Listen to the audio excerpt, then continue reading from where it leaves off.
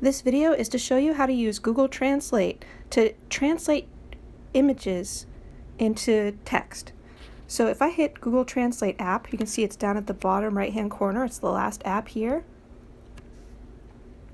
And I'm going to set it to Chinese to English. Its default is English to something else, so make sure you set it Chinese to English. And then there's the option here for camera on the left hand side. I hit camera. Then I lift to aim the picture of the text that I want. And look at that, it automatically translates it to English. Sorry, it's so shaky, I'm shaking. What I'm going to do though is hit this scan option here, down at the bottom in the middle where it says scan. And then I'm going to hit the white circle to take the picture.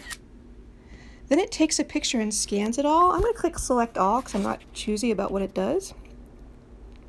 Then you can see in this blue line at the top, it has the first sentence of the text in Chinese from the picture and then the first sentence translated to English. If you hit that blue arrow, it'll have all the text that you took a picture of in here, and then all of the pinyin, and then all of the English. So you can use this to help you do your workbook homework.